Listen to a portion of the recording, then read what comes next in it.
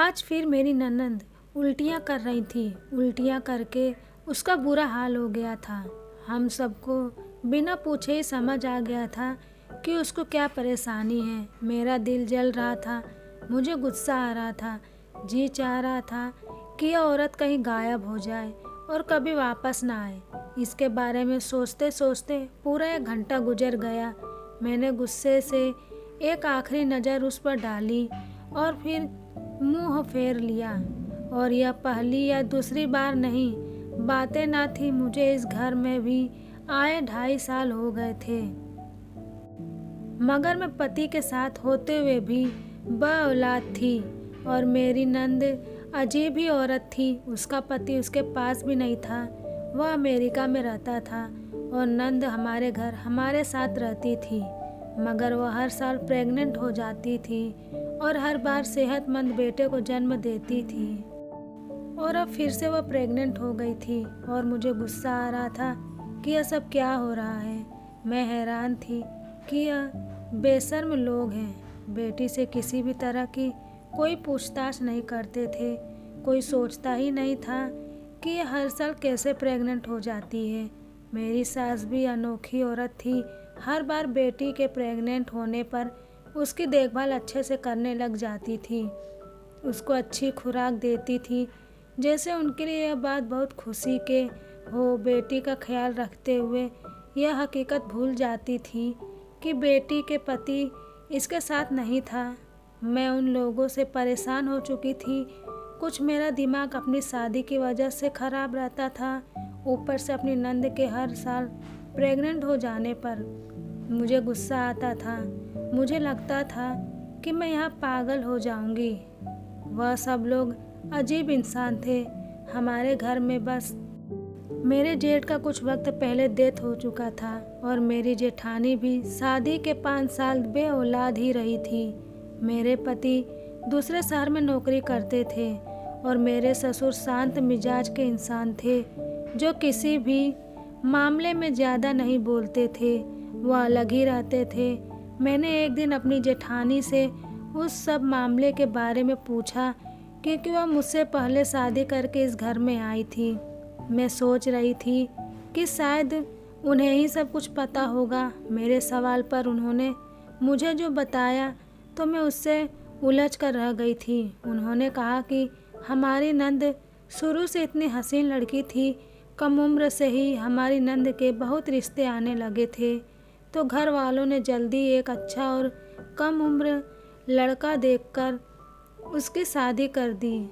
शुरू के 2 साल तो हमारी नंद हमारे साथ ही रही और मोहब्बत से रखता था, मगर फिर अचानक एक रोज़ वह इसे छोड़कर के नहीं आया था। सुनने में आया था कि वह अमेरिका चला गया है, मगर परेशानी की बात तो यह थी कि उसके चले जाने के बाद भी हमारी नंद की यही हालत रहती थी। हर साल प्रेग्नेंट हो जाती, न जाने उसमें इतनी शक्ति कहाँ से आती थी कि हर साल एक स्वस्थ बच्चा पैदा कर देती थी। 2-3 बार तो ऐसा भी हुआ कि उसके बच्चे पेट में ही दम तोड़ जाते। 1-2 बेटे पैदा कर चुकी है और अब एक बार फिर मेरी नंद प्रेग्नेंट है, जबकि भी पेट नहीं हुई थी और अब तो बेवा होने का गम भी उनके पल्लू से बंध गया था। मेरी जेठानी खुद भी इस बात से बहुत परेशान रहती थी और वह चुप चुप रहती थी और जब से विधवा हुई थी उन्होंने घर के मामले से किनारा कर लिया था। कभी कभी मैं यह सोचने पर भी मजबूर हो जाती थी कि हमारी नंद बहुत नसीब वाली औरत थी जिससे ऊपर वाला औलाद से नवाजा है। मेरी जेठानी ने मुझे यह भी बताया कि शुरू में इस तरह जब हमारी नंद इतने साल से पति के अमेरिका होने के बावजूद भी प्रेग्नेंट हो जाती थी और कभी कभार अगर तबीयत ज़्यादा बिगड़ती थी तो दोनों भाइयों को माँ कह देती थी कि बहन को किसी डॉक्टर के पास ले जाओ और दोनों अच्छे अस्पताल में ले जाते थे। मेरी जेठानी भी इस सब से बहुत परेशान होती। कुछ पता ही नहीं कि पति के बाहर होते हुए भी ये प्रेग्नेंट हो जाती है या फिर बात को नज़रअंदाज कर देते थे। मैं सोच सोच कर पागल हो रही थी कि ये प्रेग्नेंट कैसे हो जाती है, ये कैसे मुमकिन था। मोहल्लों वालों से तो उन लोगों की बनती ही नहीं थी, ना ही कोई उनसे मिलने आता था। इसी तरह मेरी नंद भी ज़्यादा कहीं आती जाती नहीं थी, मगर फिर भी हर साल वह प्रेग्नेंट हो जाती थी। बेशर्मी से भाई बाप के सामने घूमती थी और मुझे उसको देखकर बहुत गुस्सा आता था। मेरी जेठानी भी फितरत नहीं थी कि वह किसी के मामले में दखल अंदाजी करे, मगर उनकी बातों से मुझे अंदाज़ा हो गया कि वह भी कुछ दिनों तो इस अजीब बात की वजह से हमारी नंद की खोज में रही। बता रही थी कि हमारी नंद को घर में आ जाने के बाद से ना हमारे घर बाहर से कोई आता था और ना ही हमारी नंद ज़्यादा बाहर जाती थी। और फिर मैं किचन में खाना बनाने चली गई, मगर मैं दिल ही दिल में अब अपने पति से इस मामले में बात करने का सोच रही थी। और मैं आज शाम को यही सोच रही थी कि जल्दी से मौका मिले तो मैं उनसे बात करूं। और वो आए तो बस सबके साथ खाना खाकर अपने मम्मी पापा के पास जाकर बैठ गए। आधी रात तक मैं बेसब्री से पति के कमरे में आने का इंतज़ार करती रही। फिर कहीं जाकर वो कमरे में पहुँचे तो मैंने उनसे बातें करना शुरू कर दी और घुमा फिरा कर मैं बात को नंद की तरफ ले गई थी।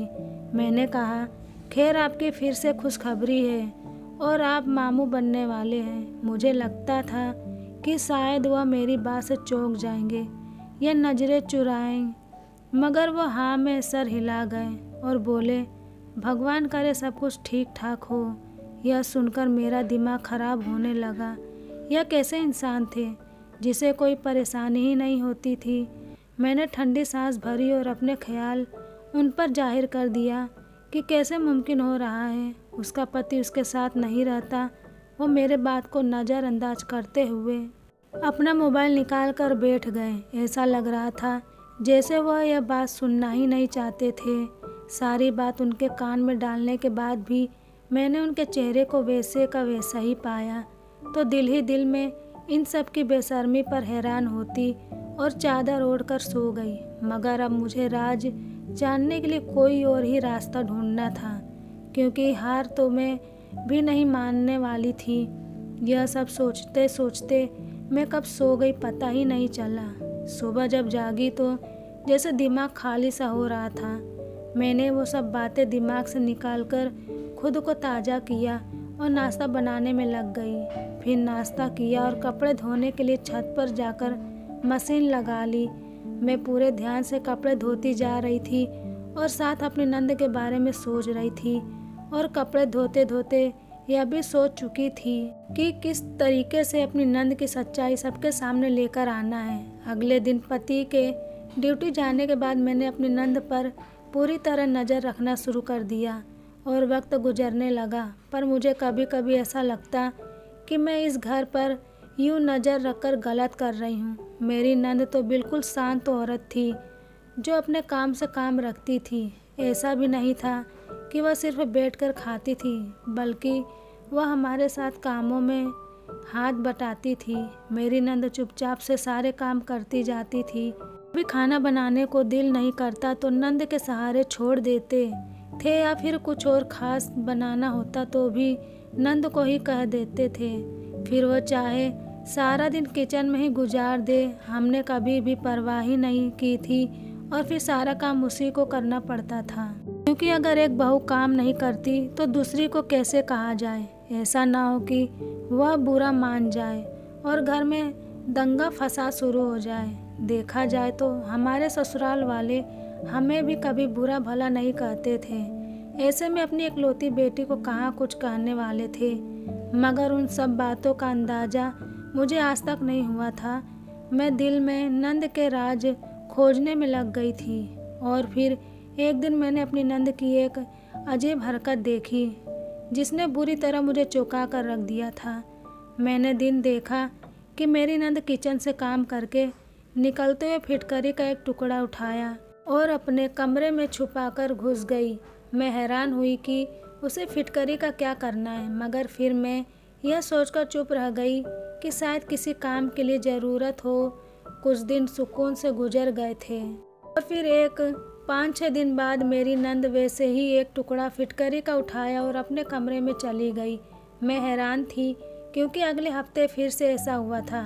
अब अक्सर ही ऐसा होने लगा था कि मेरी नंद किचन में आती और फिटकरी का एक छोटा सा टुकड़ा लेती और कमरे में चली जाती। फिर 10-12 दिन सुकून से गुजर गए थे और उसके बाद फिर से वही हरकत कर दी। मैंने नंद के जाते ही भागकर गलियारे में उसके कमरे की खिड़की तलाशी और वहाँ से अंदर झांका तो मेरा शक यकीन में बदल गया। वो फिटकरी का टुकड़ा लेकर मेरी नंद बाथरूम में जा घुसी। मेरा दिमाग फटा जा रहा था।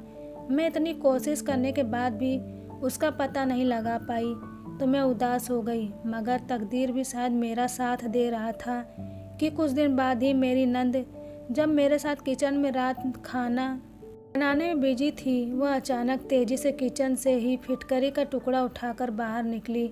मैं यह देखकर हैरान रह गई थी कि जल्दी में भी वह फिटकरी लेना नहीं भूली थी। वह इस फिटकरी का रात के वक्त क्या करती थी? मैं अब हैरान हो रही थी और इस अजीब सी हरकत की वजह जानने के लिए बेचैन हो रही थी। मेरी नंद जल्दी से बाथरूम में ही जा घुसी थी। मैंने भी यह मौका जाने नहीं दिया और बाथरूम के रोशनदान तक किसी तरीके से पहुंच गई। रोशनदान काफ़ी ऊंचा था, जिसकी वजह से मुझे कुछ नीचे रखकर अंदर झांकना पड़ा था। जब ऊंचा होकर मैंने अंदर झांका तो हक्का बक्का रह गई। वह दिन का वक्त था, खूब रोशनी थी और अंदर का मंजर साफ दिखाई दे रहा था। अपनी नंद को फिटकरी का अजीब तरह से इस्तेमाल करते देखकर मेरे पैरों तले से ज़मीन निकल गई थी। मैं फिर पकड़े जाने की डर से मैं बड़ी मुश्किल से खुद को संभालती हुई वहाँ से उतरी और किचन में जाकर अपने आप को संभालने लगी। थोड़ी देर बाद जब मेरी नंद किचन में दाखिल हुई तो मैंने ऐसा जाहिर किया जैसे कुछ हुआ ही ना हो। मेरी नंद फिर से काम करने लगी और फिर काम खत्म होने के बाद अपने कमरे में चली गई और यूं ही कुछ दिन और गुजर गए। एक दिन मेरी नंद को नहाना था और उसके बाथरूम में पानी आना बंद हो गया था। मेरी सास ने उसे किसी और बाथरूम में नहाने को कहा तो मेरी जेठानी ने उससे कहा कि अगर चाहो तो मेरे बाथरूम में नहा लो। वह फ़ौरन इनकार कर गई। मैं यह सोच रही थी कि वह इनकार क्यों कर रही है, क्योंकि यह तो आम सी बात थी। किसी के बाथरूम में नहाना कोई परेशानी वाली बात तो नहीं थी। मेरी जेठानी ने कुछ नहीं कहा था और वहाँ से चुपचाप चली गई। मुझे लगा मेरी नंद बाहर वाले बाथरूम में नहाना चाहेगी, मगर मुझे हैरानी तब हुई जब वो नहाने के लिए छत पर चली गई। हमारे घर की छत पर भी एक छोटा सा बाथरूम था। अपने नंद को छत पर जाता देखकर मैं अपने कमरे में जाने की बजाय इधर उधर करती और खुद को सबके नज़र बचाकर नंद के कमरे में जा घुसी और उसका पूरा कमरा छान मारा। और जब मैं अलमारी को हाथ लगाया तो मेरी सास पहुंच गई और मुझे अलमारी के पास खड़ा देखकर वह घबरा गई, जैसे वहाँ कोई खजाना छुपा होगा। उनके सवाल पर मैंने बहाना बना दिया कि धुले हुए कपड़ों में मेरे एक सूट को दुपट्टा नहीं था। मैंने सोचा जेठानी और नंद के कपड़ों में ना चला गया हो। मेरी सास आगे बढ़ी और मुझे कहा कि मैं जेठानी के कमरे में देखूं। मेरी नंद के कमरे में खुद देख लेगी। मुझे शक होने लगा कि अलमारी में ऐसा क्या था जो वह छुपा रही थी। मैं तब खामोशी से निकल गई, मगर दोबारा वहाँ देखने का इरादा कर लिया था। मेरी नंद नहा कर नीचे आई तो वह माँ बेटी कमरे में जाकर बैठ गई और मैं बहाने से छत पर जा पहुँची। मैंने वहाँ बाथरूम में झांका तो मेरा सर चकरा कर रह गया, क्योंकि वहाँ तो नहाने की बाल्टी में थोड़ी सी पिसी हुई फिटकरी मौजूद थी। मैं तो परेशान हो गई थी। मैं फ़ौरन जेठानी के कमरे में जा पहुँची और बौखलाकर उन्हें बताया कि मुझे अपनी नंद की हरकतें कुछ ठीक नहीं लग रही है। मेरी जेठानी चौंक गई। उन्हें हैरत हुई थी कि मैं अभी तक अपनी नंद की जासूसी कर रही थी और उन्होंने कहा कि मैं नंद को उसके हाल में छोड़ दूं। उनके घर में सब लोग देखकर भी कुछ नहीं बोलते हैं तो बेहतर है कि हम भी खामोश रहें, मगर मैं खामोश नहीं रह सकती थी। मैं घर में होती अजीबोगरीब हरकतों को नज़रअंदाज नहीं कर सकती थी। मैंने अपने कमरे में जाकर अपनी एक पुरानी दोस्त को कॉल मिलाई। मेरी वह दोस्त डॉक्टर थी और काफ़ी समझदार थी। मैंने दोस्त को बातों बातों में बताया कि मेरी नंद का पति बहुत सालों से अमेरिका में रहता है मगर वह हर साल एक बेटे को जन्म देती है। मैं हैरान थी कि यह कैसे मुमकिन है। फिर मैंने उसे हर रात फिटकरी को गलत जगह पर इस्तेमाल करते हुए देखा है। मेरी नंद अपने जिस्म के एक हिस्से पर फिटकरी इस्तेमाल करती थी। उस दिन बाथरूम में रोशनदान से झांककर जब मैंने देखा तो मुझे झटका लगा था। और फिर आज मैंने ऊपर छत पर भी फिटकरी का पानी देख लिया था। मेरी दोस्त ने सलाह दिया कि हो सकता है वो किसी बीमारी का इलाज करती हो, क्योंकि फिटकरी बहुत सी बीमारियों का इलाज भी है। मैं यह सुनकर परेशान हो गई और अगले रोज़ सुबह के वक्त मैंने नंद से पूछा ही लिया, फिटकरी का इस्तेमाल क्यों करती है। मेरे सवाल पर वह बिना घबराए सुकून से बोली कि भाभी, मेरे जिस्म पर कुछ प्रॉब्लम्स हैं। मैं जब भी बाथरूम इस्तेमाल करती हूँ तो मेरे जिस्म के कुछ हिस्सों में जलन होती है। मैं इलाज के तौर पर फिटकरी इस्तेमाल करती हूँ और इसी में ठीक रहती हूँ। मैंने कहा ठीक है। मैं फालतू का इतना सोचती रहती थी और उस पर नज़र भी रख रही थी। मेरे नंद चली गई और मैंने सर पकड़ लिया। फिटकरी का इस्तेमाल तो बेशक इलाज में हुआ, मगर मेरी नंद के प्रेग्नेंट हो जाने का मामला अपनी जगह अब भी मौजूद था। मुझे उसके कमरे की अलमारी का ख्याल आया। शाम के वक्त जब मेरी नंद किचन में काम करवाने आई और मैंने सास और ससुर को खाना ले जाकर दिया और मैं नंद के कमरे में पहुंच गई, उसके अलमारी आज बंद थी। मैंने उसके बेड के पास चाबी ढूंढी और मुझे वह तकिए के कोने में मिल गई। मैंने जल्दी से अलमारी खोलकर देखा तो मेरी आंखें हैरत में फटी की फटी रह गई।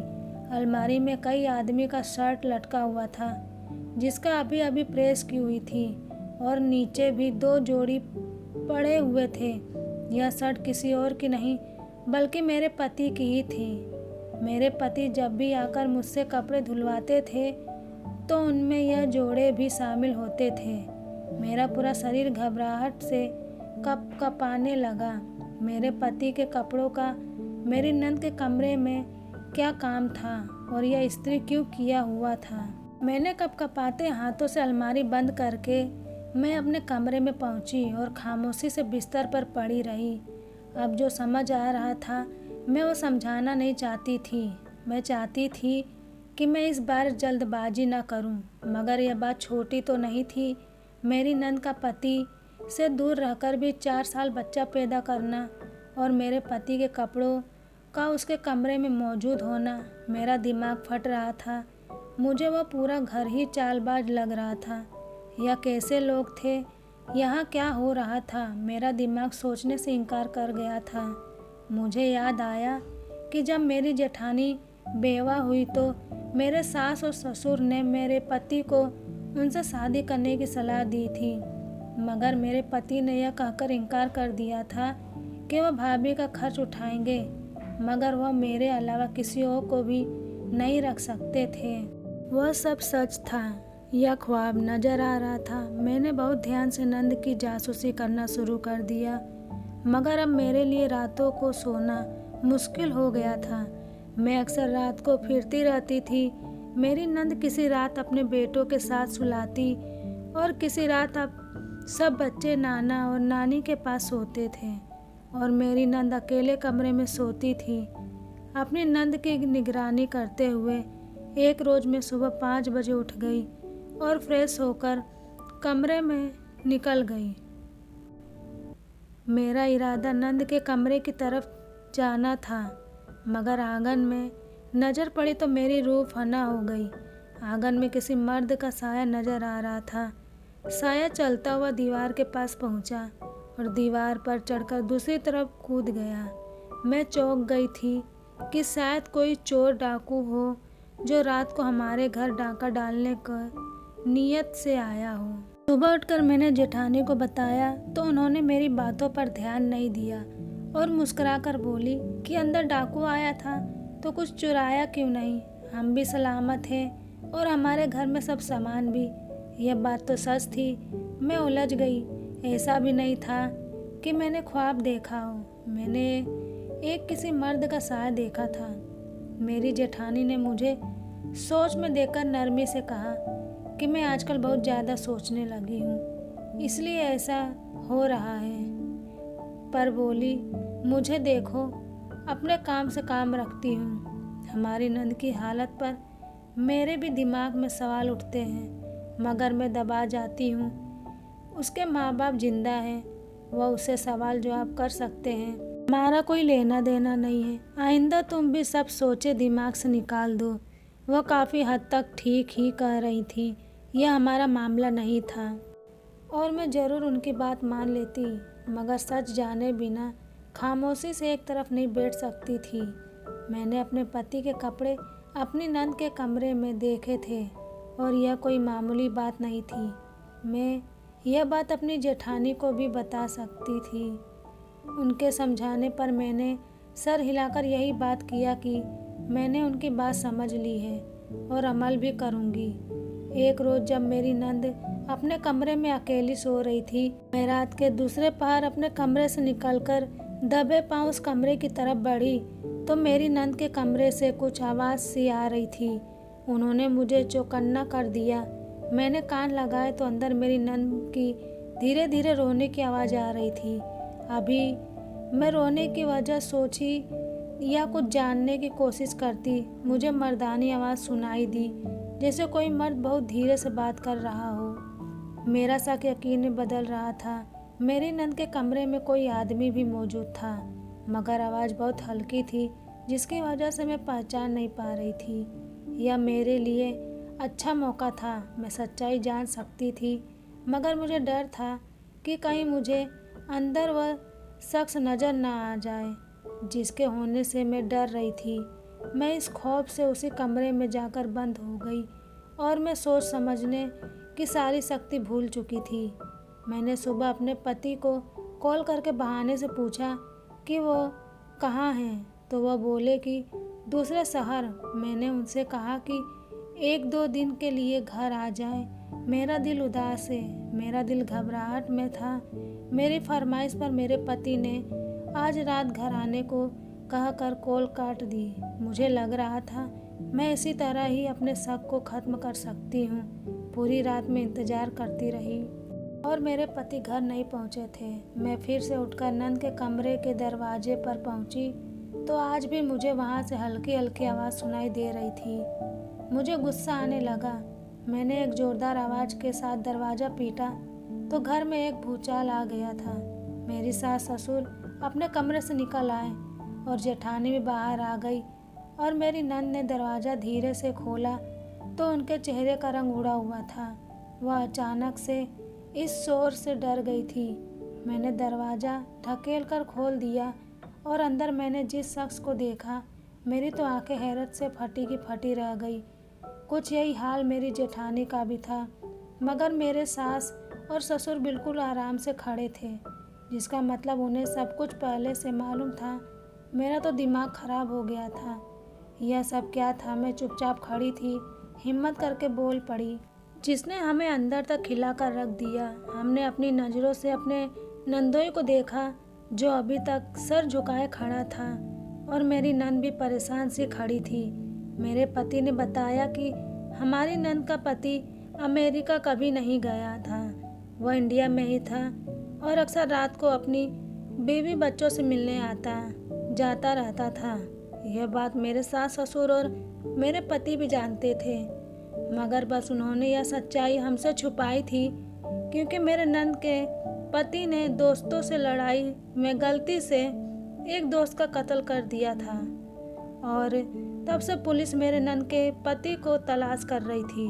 वह मुजरिम करार देने के बाद से वह डर गया था और लोगों में यह बात फैला दी गई कि वह अमेरिका चला गया, इसलिए वह छुपकर मेरी नंद से मिलने आता था और उसके लिए मेरे पति ने अपने कपड़े दिए हुए थे। जाहिर है मेरी नंद कपड़े धोती तो हमें शक होता, इसलिए मेरे पति हर बार आकर अपने कपड़ों के साथ वह कपड़े भी डाल देते थे। मैं शर्मिंदा हो गई और आगे बढ़कर अपनी नंद को सीने से लगा लिया और वह यकीनन इन तमाम हालात में काफ़ी मुश्किल का शिकार रही होंगी, इसलिए वह अपने पति से मिलकर रोती थी। हम दोनों भाभियों का शक उसे भी परेशान करता रहा था। सच का पता चलने के बाद से मेरी नंद के पति मिलने आते थे। हम घर वालों को अब पता होता था। कुछ महीनों बाद उनका केस हल हो गया और सबूत के साथ उनकी बेगुनाही साबित हुई तो पुलिस ने जान छूट गई और मेरी नंद अपने पति और बच्चों के साथ अपने ससुराल चली गई। दोस्तों, ये कहानी अच्छी लगी हो तो ऐसे ही नई नई कहानी सुनने के लिए आप हमारे चैनल को सब्सक्राइब कर लें। धन्यवाद।